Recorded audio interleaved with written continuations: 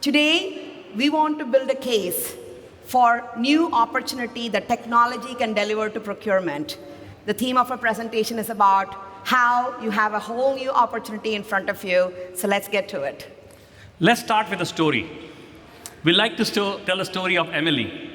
This story we heard at one of our customers. Emily is a scientist. She just joined the company, literally 1 year back. So pretty new employee.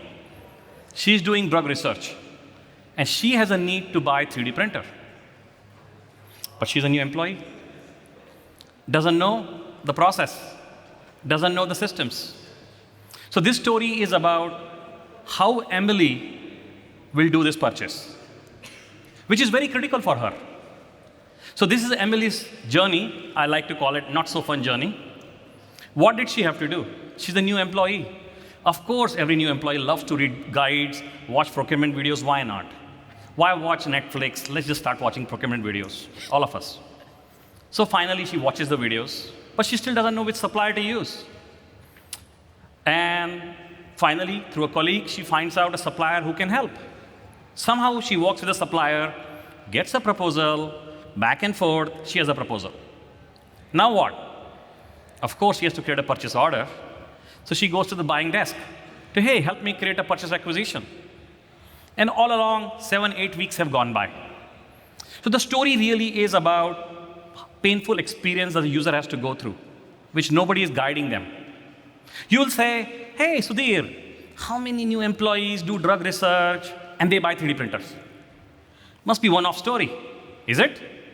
So let me tell you my personal experience. This is my experience. I'm in procurement. So many years ago, I was at SAP, and we wanted to do a procurement event with CPOs in Germany. And I wanted to work with a particular vendor. We had figured out the event, the venue. I had a proposal. It turns out, actually, the vendor was Matthias at the time. And this is a vendor we had already worked with. So all I needed to do was to cut the PO. And guess what? I could not cut the PO. The reason I couldn't cut the PO was because Matthias, as a vendor, was only active for the Germany company code for SAP, whereas I was in US. Okay, so I figured out we can do a support desk ticket, ping pong. Matthias is now active for US. But guess what? My WBS, my budget, was not available to use with a German supplier. Unique situation, so another ping pong. Finally, I did what a lot of people do, dial a friend in procurement. Dude, get this done for me, okay? So we got it done. But again, you may say, oh, Lalitha, this is again a one-off story. How many people do CPO event in Heidelberg and stay in US? I want to give you a data point. We were working with a customer, and they're a global company. In a year, on average, 40,000 requests for data change to activate a vendor, activate a company code, WBS, so that they can get the job done. This was the volume of tickets that they were managing to just get the business going. So it's not a one-off story. So how did we get here? We heard from Shashi the role of procurement, how it has evolved over the years. Let's see how procuretech has tried to keep up. The journey started in ERP, where you could do purchasing locally. You could create purchase orders in ERP. Along came centralization. P2P brought indirect procurement into central. Then we got e-sourcing tools, contracting tools, and the journey still continues, of course. We also got B2B networks. One of our co-founders said, hey, who likes EDI? I'm going to build CXML. So he went ahead and built CXML at Ariba. But now we also know that things have evolved even further. Sustainability has become a whole lot more important. Risk has become a whole lot more important. Now, all these things have resulted in many, many tools. We fundamentally believe no one tool can do it all. No one tool can be good at everything that's listed here. But even more important, business users interact with more than P2P. If you're still living in the dream world that all the business users do is a catalog requisition or non-catalog, trust me, that is not the case. Business users interact with more than P2P. So what is this procurement landscape done to the experience? If you think from what is happening in the journey, you can assume many processes, many systems, many teams. Everything starts with an intake. The first problem today is that there are many intakes. This is where the first part of the process breaks down. But even if you solve that, the pain doesn't start. Just because you submitted your intake, the pain doesn't stop, right? The data automation is where the hell is buried. Things don't move from one system to another, even if it is a suite. Doesn't matter which suite it is. Even if it is suite, data doesn't move. And we've heard examples where there are teams of people who copy-paste details from a non-catalog requisition to a sourcing tool, then from a sourcing tool to a contract tool, so on and so forth. The integrations are fragile. Another reason for copy-paste, like we saw the example for risk, right? It so happens that one customer, financial services customer that we were working with, they had a request where the business user said, I want to have 10 contingent workers for some project. So the buying desk said, oh, must be VMS. We'll go to a contingent workforce tool, start the request. But when they opened the envelope, looked at the details, like, no, you're not just getting 10 people. What this person is trying to do is to actually outsource a particular task to a BPO. Now that is managed services. My buying channel policy for managed services is that I have to do competitive bidding, and oh wait, we have to trigger 2 new risks. I have to do data privacy, and I have to do outsourcing risk. These are all human beings behind the scene trying to figure out what happens. The only way the user can do now is to deny the request in their field glass, or whatever it is, and then restart it somewhere else, and then figure out what to do. Today, the integrations can move in one fixed, standard, rigid way, and that is not real life. The reason why copy-paste exists is because it's every workflow, every process is conditional, and the workflow and the integrations cannot adapt today. From a business user perspective, this feels like a black box because there's no status visibility. Yesterday, one of our customers used a term, there's a longing for visibility, and that is the reason why users are frustrated. So users are obviously extremely frustrated, but guess what? Procurement is struggling too. How do you really help the user? Can you really instruct your way out of this hell with decision trees and wiki articles and videos and clippy, walk with me kind of experiences? No, because the ugly truth today is that self-service and low touch, which is what you're aspiring for, is actually hard to deliver in the way the technology landscape is today. So this is what we really mean our mission is, humanizing the procurement experience. People will talk about AI all day long. Humanizing really to us means flexibility and guidance. Let's prove it to you, what that means in a second. How can orchestration orchestrate an end-to-end process that is seamless, guides the user, and actually human? So we saw the hell slide, we like to call it. Lalitha presented. I like to present the heaven slide. It's like Steve Jobs said, right? Nobody wants to die to go to everybody wants to go to heaven, but nobody wants to die. But we are here. So the first thing orchestration must deliver is a single front door for any request. That means it must understand all requests, by virtue of which it must understand all different things that a user may need from procurement. It may not always be buying. It could be onboarding a supplier. It may be risk analysis. Doesn't matter. User need one front door. And this system must guide the user to the right process, depending on the user need.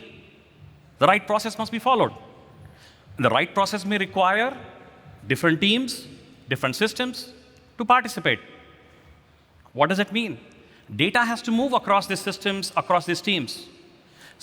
This orchestration layer must be capable of moving the data, understanding the data. Data is the hard part. I always like to joke. If I wanted to build an approval flow, trust me, we built it in my previous life, we can build it in 2 months. That's not the hard part. The hard part is data orchestration and process orchestration. And that's what gives the users the visibility they so desire and one front door, and also makes procurement amazingly efficient.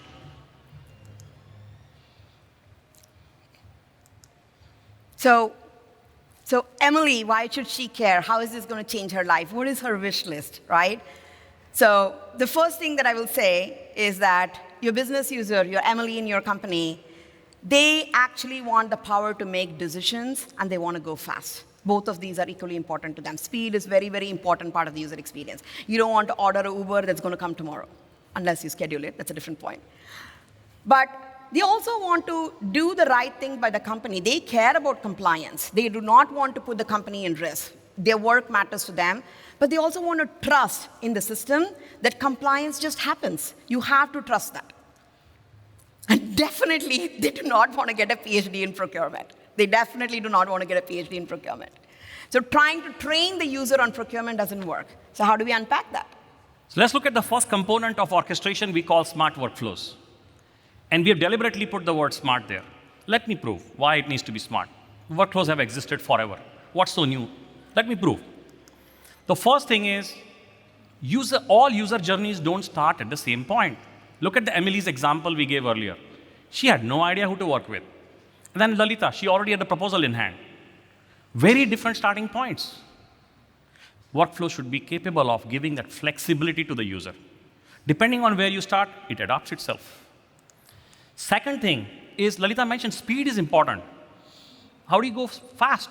You have to do things in parallel. And we believe orchestration should be capable of doing what we call massive parallelism. You have a data privacy process, you have a security process, contracting, onboarding. This all can happen in different systems. So when we say parallel, the orchestration layer should be capable of pulling the strings when these things are going in parallel and moving the data along, because data privacy does impact contract, and contract does impact onboarding. All these things need to move in a seamless way and be capable of doing this in a very, very simple, elegant way. Last but not the least, I want to talk about data, which is the hard part, as I mentioned. The decisions you make should impact the workflow, should not be a static workflow. I make a decision, it adapts itself. So it doesn't just have to understand the data, it should be able to move the data. So while we say smart workflows, we have a no-code platform. What we really mean is it understands data. It can model your RACI model in a company in an amazing way. So that's the first component of orchestration.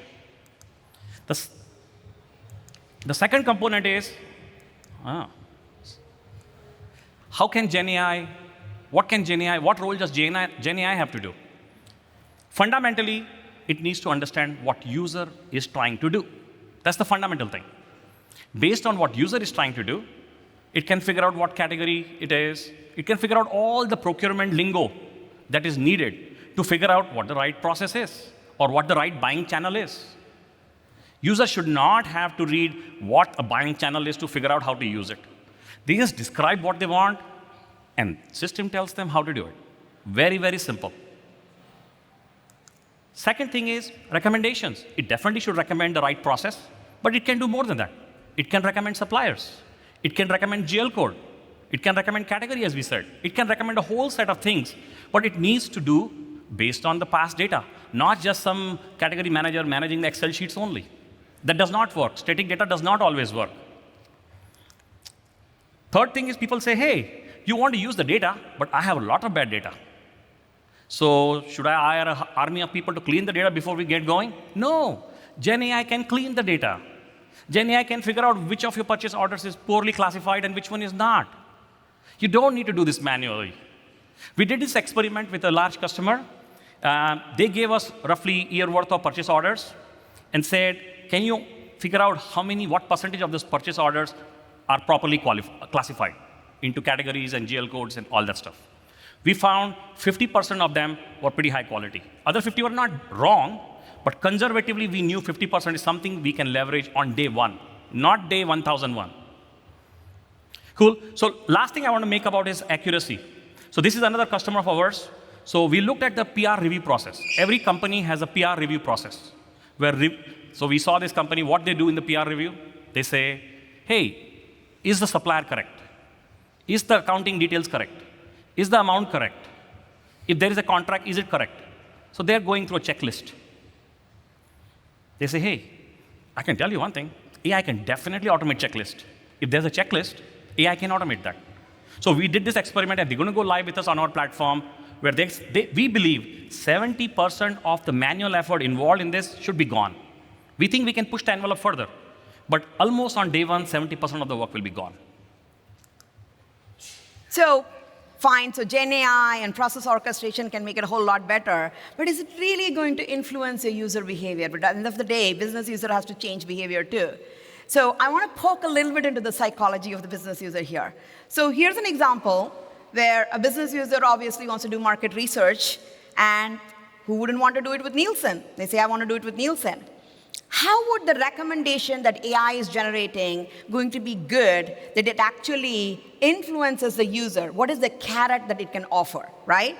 So first thing it is doing is recommending a couple of suppliers and telling the user the first carrot, hey, you can do this faster because these suppliers are already active for you to use, whatever the scope of use is, right?